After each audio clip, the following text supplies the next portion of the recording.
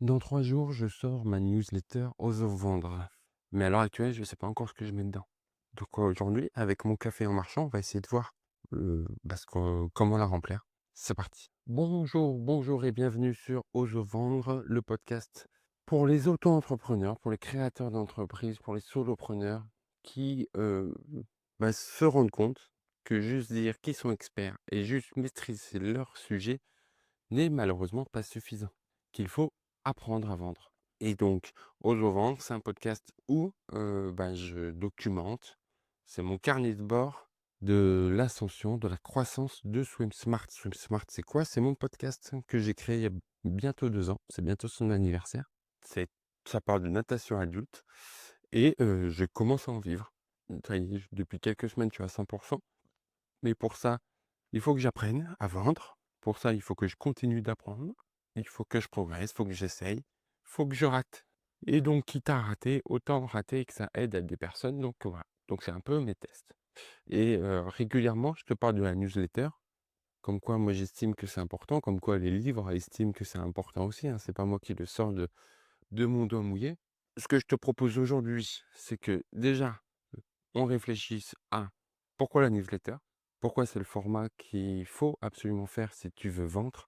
Et ensuite, on va prendre le cas particulier, le cas concret de la newsletter «Ose vendre». Dans un premier temps, si tu ne me connais pas, si tu es nouveau sur le podcast, alors déjà merci et bravo de ta découverte. Je m'appelle Théo, je suis éducateur sportif, coach en natation et j'ai créé SwimSmart qui est tout un écosystème de contenu, du contenu gratuit avec les épisodes de podcast et la newsletter et du contenu payant, des formations, des programmes, des abonnements premium. Et après 1 an et demi de dur labeur, j'ai commencé à monétiser ce podcast de façon vraiment concrète et vraiment, alors j'allais dire pérenne, mais suffisamment pour quitter mon travail alimentaire. Et là, je suis en contact avec plusieurs marques pour vendre des projets. Et très vite, je me suis rendu compte que la newsletter, c'était l'élément le plus important, le plus marquant si je souhaitais vendre. Pourquoi? Plusieurs solutions. Premièrement, une question de propriété. Les abonnés Facebook, les abonnés Instagram, les abonnés LinkedIn, quels que soient les abonnés, ils sont pas à toi. C'est la marque, c'est la plateforme avec laquelle tu passes, avec laquelle tu traites, avec laquelle tu communiques, qui possède ces abonnés, qui possède ces coordonnées. Toi, tu passes par l'intermédiaire pour leur parler, ce qui est déjà très bien, hein. Si tu signes un contrat via Instagram ou via la newsletter, le résultat, c'est le même. Tu as signé un contrat. Sauf que si un jour, Instagram ou pour une raison ou pour une autre, décide soit d'arrêter, soit de t'exclure, soit de se dire: «Ah bah, maintenant si vous voulez envoyer des messages privés, c'est tant d'euros», et ben, tu es un petit peu dans la merde et moi aussi. Donc la newsletter, le carnet d'adresses, il t'appartient. Tu peux et tu dois sauvegarder régulièrement les différentes adresses mail, les différents prénoms, les différentes informations et cetera et cetera. Comme ça, si il y a un moment, Instagram décide d'arrêter ou décide de dire: «Ah bah, maintenant si vous voulez continuer, c'est tant d'euros par mois», bah, toi, tu as les coordonnées des personnes et en plus, tu as les coordonnées des personnes les plus engagées, ce qui est ma deuxième raison d'avoir une newsletter, c'est que ça te permet de quantifier l'engagement des gens. Si tu restes sur Instagram, en commentaire, si tu restes sur Spotify, en les liens en description et cetera, tu ne fais pas la différence entre ceux qui font que écouter et ceux qui veulent un peu plus. Donc, tu peux pas déjà savoir si ça a un impact, hein. On sait tous que et c'est le premier truc que j'ai appris, je pense, en tant qu'éducateur sportif, c'est de se dire: «Ce qui va te motiver à continuer, c'est les progrès». Donc si tu arrives à quantifier au fur et à mesure le nombre, d'abonnés qui augmente, mais d'abonnés qualifiés, d'abonnés engagés, bah, ça va plus t'aider. Donc c'est aussi un moyen de faire la différence entre ceux qui font que te regarder et ceux qui regardent et qui seraient intéressés par plus. Ça, c'est le deuxième point. Le troisième point, c'est, j'en reviens et de toute façon, tout ce que je fais en revient un petit peu à ça, ma fameuse, c'est pas du tout moi, c'est je l'ai lu, je l'ai appris, enfin, je l'ai entendu, c'est pas moi qui l'ai créé. Mais la fameuse équation de la vente se fait quand l'auditeur ou par le prospect a suffisamment conscience du problème qu'il a, de la douleur qu'il doit réparer, se projette suffisamment dans l'état où il veut aller, où il sera et s'il a suffisamment confiance au vendeur et ça pour quel que soit la vente. Tu vends du pain, pour pouvoir vendre du pain, il faut que la personne se dise: «Tiens, j'ai faim, tiens, je mangerai bien du pain» et ensuite te fasse suffisamment confiance pour aller chez toi. Sauf que cette confiance, bah, elle est dure à trouver, elle est dure à acquérir et je me dis que la confiance, elle va augmenter à chaque fois qu'un message, que ce soit un mail, que ce soit, un visuel, un réel Instagram, un carrousel, un post LinkedIn, quel que soit le format, mais la confiance va augmenter qu'à chaque message que la personne va recevoir, que la personne va voir et où elle se dira: «Tiens, c'est à moi qui parle» ou «Tiens, effectivement je ressens ça» ou «Tiens, je vais essayer ça», enfin voilà, où la personne va se reconnaître. Donc j'augmente cette confiance à chaque message et le but de cette confiance, c'est d'amener à la vente. Donc potentiellement, à chaque message, il faudrait qu'il puisse y avoir un bouton pour vendre ou pour au moins aller jusqu'à mes offres. Parce que sinon, si elle se dit: «Ah oui, tiens, je vais acheter ça», mais que, bah, il y a pas le lien, il y a pas le bouton, il y a pas le clic. Et ben, je risque de perdre une vente et risque d'aller ailleurs où l'envie avait été fugace et viendra peut-être pas et cetera. Mais ça, Instagram ne le propose pas. Tu peux mettre un lien, alors c'est un peu plus compliqué que ça, c'est tu peux mettre un lien, tu as un certain nombre de liens pas réels et puis en plus une option payante. Alors que, bah, là, dans le mail, je mets ce que je veux dedans, je mets la forme que je veux dedans, je mets la mise en page que je veux et donc je peux mettre en avant à chaque mail, soit de façon discrète, soit de façon indiscrète, différents, différents liens, différentes ventes. Et donc je facilite la passerelle entre la personne, j'augmente sa confiance et je lui donne dans un coin de la tête, bah, le fait que je vends. Le dernier point, il est un peu plus, personnel. Moi, j'ai l'impression que c'est vraiment uniquement ça, c'est vraiment j'ai l'impression que et en tout cas, je m'appuie sur ma façon à moi de consommer mes mails, ma façon à moi de consommer mes newsletters.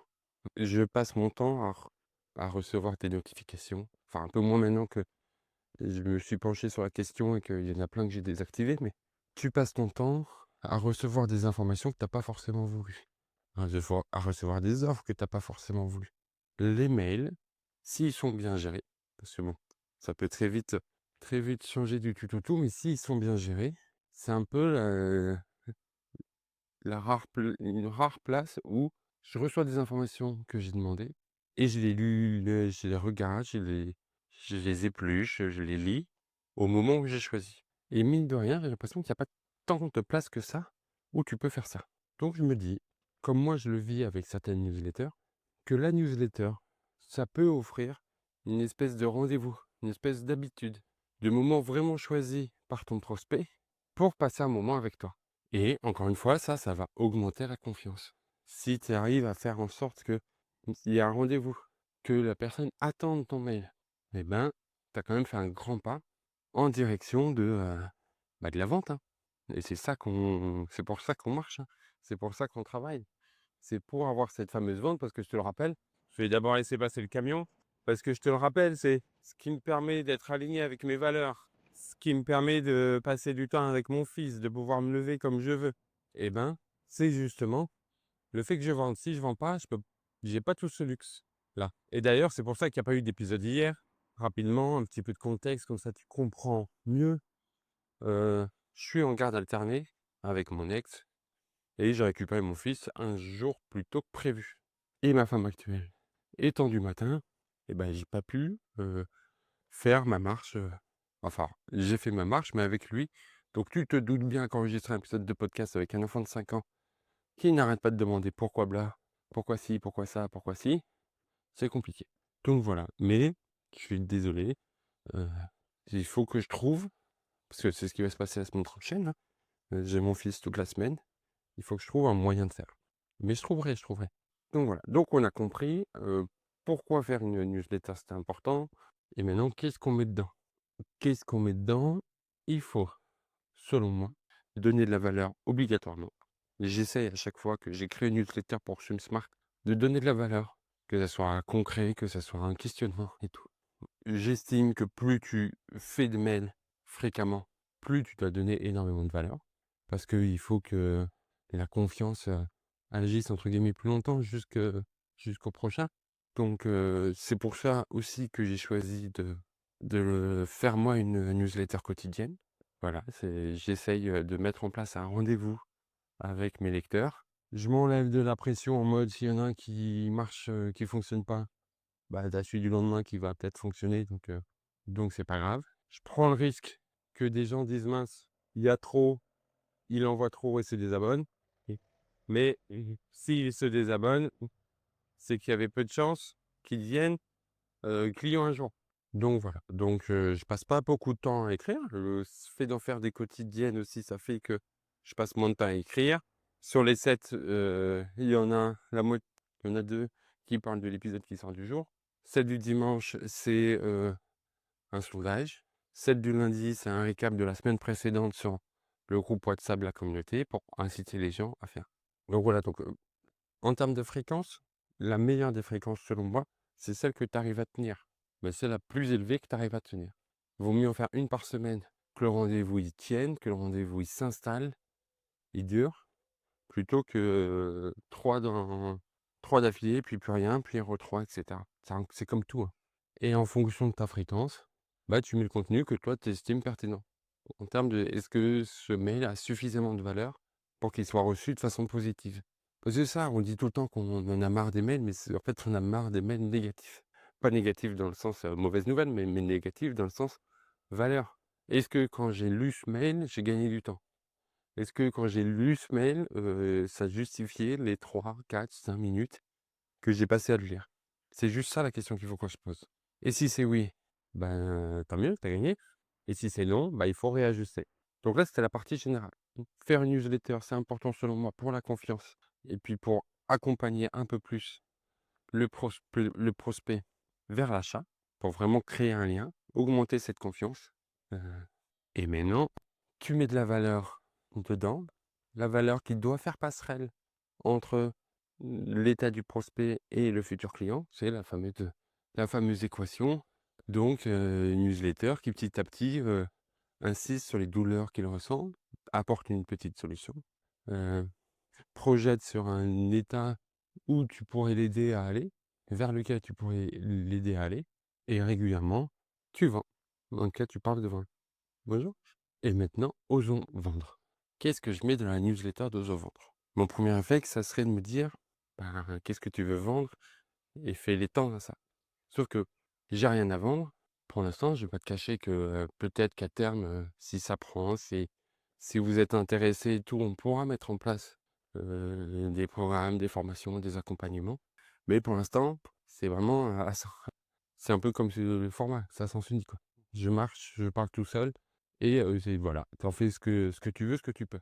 Donc je peux pas me dire: «Tiens, je vais vendre, donc il faut que je parle de ça». Je peux juste partir du fait que l'idée, c'est vraiment qu'ensemble, on con on apprenne, on s'approprie le fait de vendre, que c'est pas si catastrophique, on n'est pas des marchands de tapis parce qu'on vend.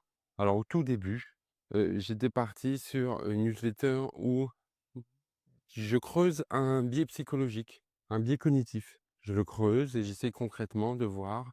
Alors, je me basais sur moi, ma semaine à moi, sur comment je l'avais vécu, et ça sortait un biais cognitif, psychologique, soit que j'avais combattu, soit sur lequel je m'étais appuyé, et je le creusais un peu. Un petit peu d'historique, un petit peu de comment c'est fait, comment le mettre en pratique. Et j'aimais bien ça. Le truc, c'est que ça demande pas mal de recherche, quoi. Entre l'analyse de ma semaine pour savoir qu'est-ce quel levier j'ai tiré ou quel levier m'a freiné. Ensuite, les recherches sur ce levier-là, que je me l'approprie, que je le comprenne, que je le travaille, que j'arrive à l'illustrer et à l'expliquer, hein, parce qu'entre, comprendre quelque chose et l'expliquer, il y a quand même pas mal de différences, mais ça me plaisait bien. Donc à creuser, mais voir si j'ai suffisamment de temps, d'énergie en ce moment pour faire ce format-là. Rien ne m'empêche de partir sur un format et une fois par mois, faire des épisodes bilan au fur et à mesure et l'intégrer à ce moment-là. Ça, c'est tout à fait possible. Mais je pense que à l'heure actuelle, ce format-là, il est trop lourd. Il est trop lourd parce que, faut que je mette en balance le temps que je mets à le faire, l'investissement en temps, en énergie et ce que, entre guillemets, «ça me rapporte». Donc là, par exemple, ça me fait passer énormément de temps en rapport Bah, pour l'instant, j'ai pas de retour sur ce que vous en pensez. Je sais pas si c'est une bonne idée, si c'est une mauvaise idée. Je sais même pas le nombre d'inscrits, il faudrait que j'aille regarder ça. Ça se trouve, il y a personne. Mais par contre, ça me fait apprendre des trucs et donc ça améliore ma vente. Donc ça, le format 1, il peut être intéressant. Le format 2 que j'avais en tête, c'est l'idée, c'est qu'on grandisse ensemble, c'est qu'on progresse ensemble. Donc peut-être faire un mail où bah, je te pose une question, à toi auditeur, à toi lecteur, et tu me donnes ton avis. Ça peut être intéressant ça aussi. Ça peut être intéressant parce que dans ce cas-là, je te fais participer, donc ça, tu t'appropries un peu plus le podcast The One. C'est plus juste mon podcast, mais ça devient petit à petit notre podcast. Et j'ajuste le contenu en fonction de ça. Ça me prendra moins de temps, mais je sais un peu plus ce que tu veux écouter et peut-être que tu vas te poser des questions que moi j'ai pas en tête et que je devrais avoir en tête. Ou alors tu vas te poser des questions que moi je suis en train de résoudre, on va pouvoir les résoudre ensemble, ou que j'ai déjà résolu et je vais pouvoir mieux me les approprier pour mieux te les faire redescendre. Et il faut que je trouve une troisième idée, troisième chose, parce que j'aime bien quand il y a 3 choix. C'est mon cerveau, fonctionne mieux comme ça. Le cerveau humain fonctionne mieux quand tu as 3 piliers. C'est pour ça que, par exemple, les orateurs, généralement, ils s'appuient beaucoup sur les 3, sur le rythme ternaire. Quand ils font une juxtaposition d'éléments, ils vont régulièrement faire 3. Enfin voilà, ça c'était la petite aparté. Issu de mes cours de management et de prise de parole en public, une solution, je pourrais essayer de faire un truc avec l'IA. Genre te donner des prompts, des skills que j'utilise moi dans mes journées pour mieux vendre. Ça pourrait être ça. Moi, ça me demandera moins de travail parce que c'est des trucs que j'ai déjà fait. C'est juste de la remise en forme et de faire le lien entre les épisodes de podcast et puis un élément du prompt. Eh bien, on va faire un mix des 3. Pour la première, enfin pour celle de lundi, ça sort lundi, tu t'inscris sur swingsmart.fr/osons vendre et lundi soir, pour l'instant on part sur le lundi soir, après quand on sera plusieurs, on définira ensemble à quel moment ça doit partir, mais pour l'instant on part sur le lundi soir, comme ça te donne, si tu écoutes cet épisode, ça te donne quand même un peu de temps de t'inscrire. Et je fais une méga newsletter avec les 3. Avec la première partie où j'essaye de ressortir un biais cognitif de cette semaine qui était assez chargé, assez intense. J'en cherche un biais cognitif, et je le creuse dans le week-end. Et lundi, je t'écris un petit peu de d'où ça vient, comment ça agit soit sur toi, soit sur tes clients. Et concrètement, comment tu peux, si c'est un biais cognitif qui freine, tu peux passer au-dessus. Si c'est un biais cognitif qui aide à la vente, l'accentuer. Une partie, alors pas forcément une partie où je te pose la question, parce que la question, ça va être laquelle des 3 parties tu préféré. Donner ton avis, apprendre, creuser un biais cognitif ou avoir du contenu intelligence artificielle. Donc tu auras quand même un bouton, un vote à faire et une partie où, heu, pourquoi pas un prompt que tu pourrais utiliser, pour trouver ta newsletter. On reste dans le thème comme ça. Le prompt que j'ai utilisé moi, quand je me suis lancé dans la newsletter, à savoir format, fréquence, et cetera, et cetera. Je te donne les 3 et en fonction des retours, j'ajusterai et pourquoi pas regarder les 3 à chaque fois, hein. Et dans ce cas-là, si je fais les 3 à chaque fois, je suis pas sûr que ça soit hebdomadaire parce que beaucoup de valeur, mais peut-être plutôt bimensuel ou mensuel. Je pense que c'est un bon exercice pour moi, une bonne opportunité pour toi et puis ça va nous permettre aussi de faire un peu plus connaissance. Donc voilà, et je suis à la gare, donc j'arrive. De toute façon, c'est toujours à peu près je fais le même parcours à chaque fois, donc ça va prendre le même temps. Heu, la newsletter, c'est important parce que ça te permet de tisser un lien de confiance avec tes prospects et donc les rapprocher de l'état de client.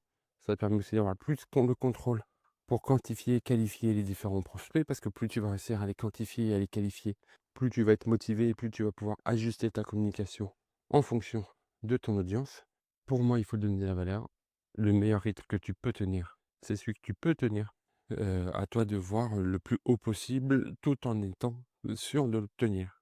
Et voilà, puis je t'ai donné différents exemples de choses que tu pouvais mettre en newsletter et tu vas t'inscrire. Déjà, tu t'abonnes au podcast, tu le partages, c'est important. Et tu vas t'inscrire sur smart.fr/osons vendre. Et lundi, tu reçois la méga newsletter avec les 3 éléments pour soit choisir un des 3, tu me le dis, tu dis: «Ah non, ça m'a pas du tout intéressé, ça m'a pas du tout aidé, ça je l'ai même pas lu», soit pour choisir de ne pas choisir et on conserve les 3 et dans ce cas-là, on va sans doute basculer vers une bimensuelle. Voilà, moi j'arrive tranquillement, je te souhaite une belle journée, on se retrouve très vite. Demain c'est dimanche, ma femme est du matin, donc je suis pas trop sûr d'avoir le temps et le moyen de le faire. Si je peux, je le ferai. Dans tous les cas, on se dit à lundi, un épisode sûr et puis, la newsletter. Allez, bonne journée, à très vite. Vous pouvez entrer.